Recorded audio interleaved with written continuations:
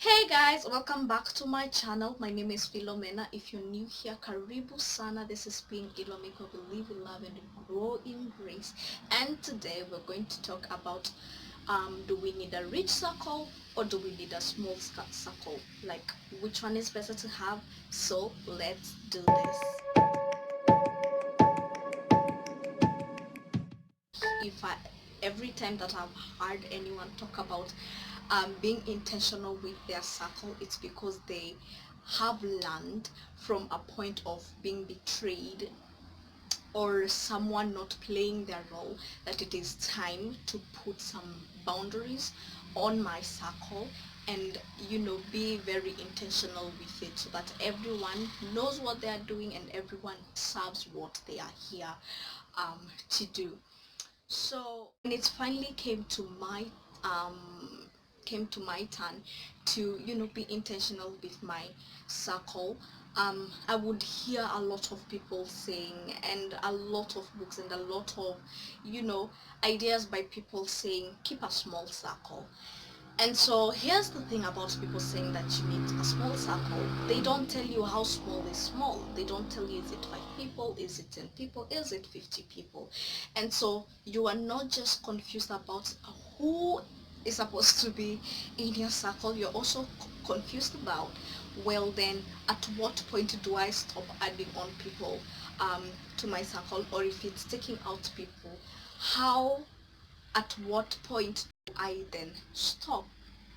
And so I would find myself saying, okay, let's try 10, and then we get to 10 and I'm like, well, that one could be also a good option. And in truth, I'm not just deciding this from just wanting them to be there, but because I have talked with them and I have had them, or I have seen what they do and realized that I really do need them in my life, and I want them as close as this. So I want them back in this circle, or I want a fresh person in the circle. So I realized that the more that I thought about it, and the more that I thought about the composition of people within my circle, I realized that it is not so much about the quantity, the number of people in there, but it is so much about what they are doing. Are they aware that they're what their roles are they playing their roles? If they're not playing their roles, have you talked to them but about it? Have they changed? If they have not changed, what action do you now take um, with this certain person? And here's the thing, I come from a big family, and so when it was time to create my own circle, it was very important for me to start within people that I know and people that I have lived with, that I have known since I was little, that have impacted my life since I was little. And family was the first place for me to start. And I have a big family. So if I wanted to now consider just family, it is way over 200 people. Where do I start with that? And how much can you really cut your family off from your circle? You really cannot. And then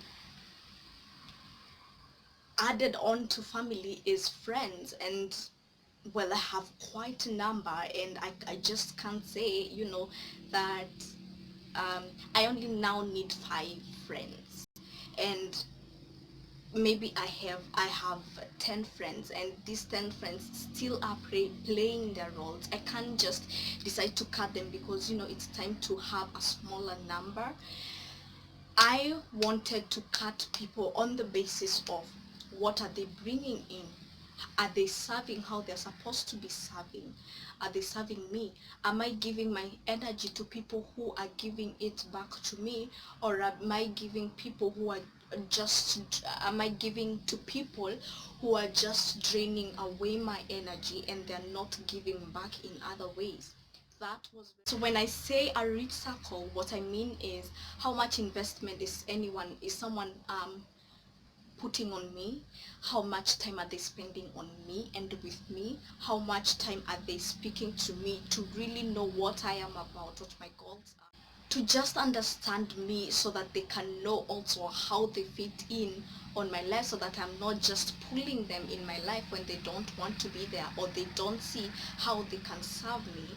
It's in knowing what their goals are and if those align with mine, so that also we can just be, walking and helping one another, so that I'm not just taking their energy selfishly and they do not want to have their energy wasted up on me. It is important for you, when it is time to be intentional with your circle, to know if you are aligning with people in your circle, because it's important while you're taking care of yourself and while you want everyone to serve you. It's also very important to understand that they also have their needs, and if their needs don't align with yours, then they're probably not going to settle in your circle, and they're not going to serve you as well as you want them to serve you. And also you have to realize that while they are serving you, you also have to serve them. And it is what was this biology word? It is a symbiotic. Was it symbiotic? I think that was the word. It is do me, I do you, help me out, I help you out. That is the relationship. That is how most relationship works. It's And every time when it is one side benefiting and the other side is not, it's always ends up to be either toxic, and at the end of it, it's a lot of anger and a lot of hurt and a lot of pain, and that is not necessary. And so I have written down 5 ways in which I have found very important for me to make sure that I have a rich circle. And not so. Number one, get your circle organized. Now this is what I mean. If there's anyone, if you, let's say you have 20 people and you realize that there's just one person who is not doing what they're supposed to do, and which is why it is important to engage with people in your circle and realize what are they good at, and what are their strengths and what are their weaknesses, what they're good at and what they're not good at, because then you can assign roles to them.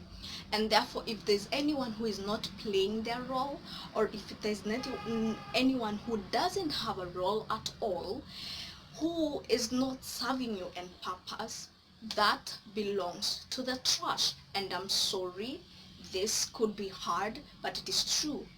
There's no need to keep someone close to you if you are not serving them and if they're not serving you. Everyone in your circle gets energy out of you, whether you're engaging with them, whether you're talking to them, whether you're in whatever engagements you have with them, they get energy from you. And therefore you don't want to just have people hanging around in your circle not doing anything at all for you. What you want to do is to make sure that everyone has a role, and if they do not have a role, number one, they go out. They stay out until they figure out if they want to be back in and if they have a role at all. If they get a role, maybe they can come back in, but if they don't, then they don't belong here.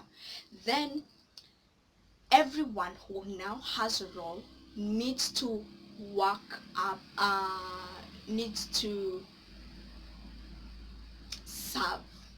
They need to give their 100%, and if they are not doing it, again, out.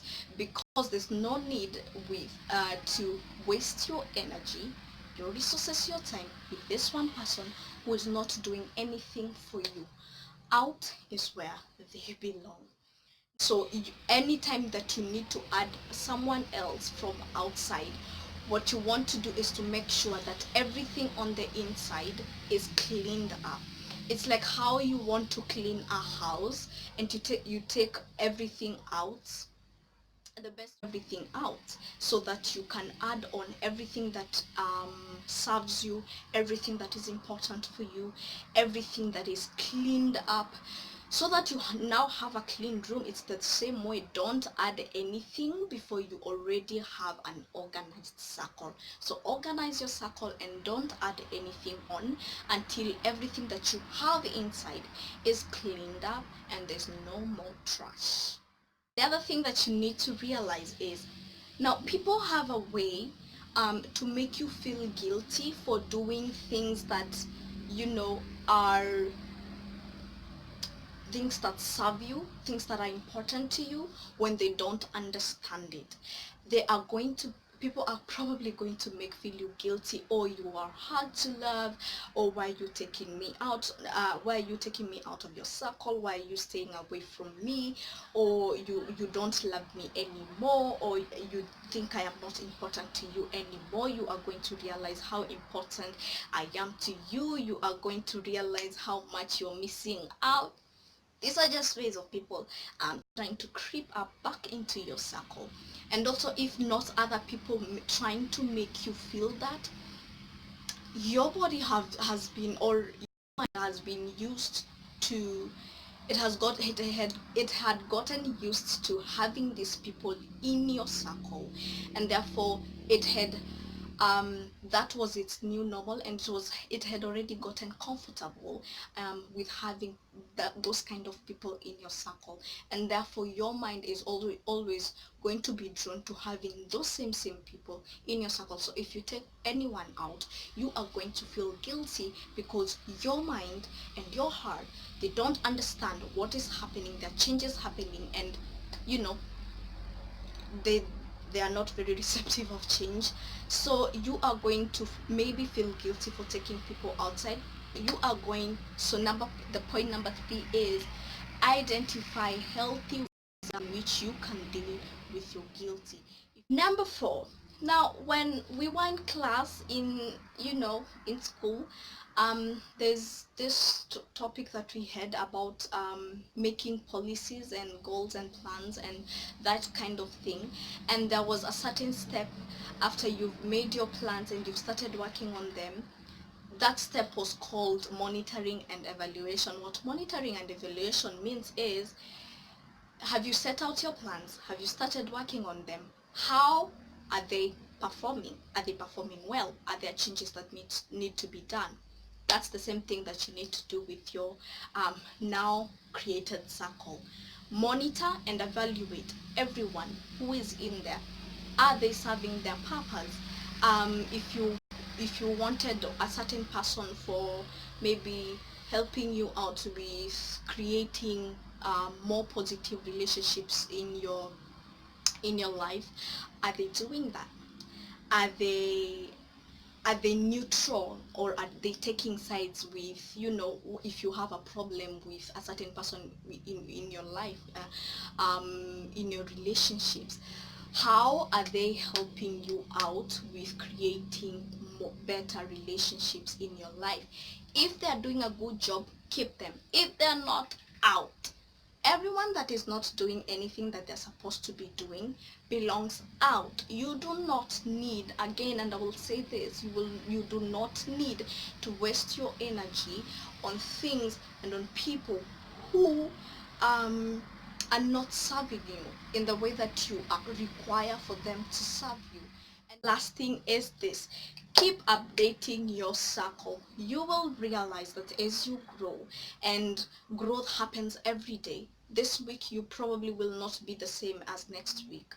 As you grow, you are not going to be the same tomorrow as you are today. Your needs are going to be different. As you proceed with your life, you are going to have different needs, and therefore you're probably going to have, or to need, different people to help you with those needs.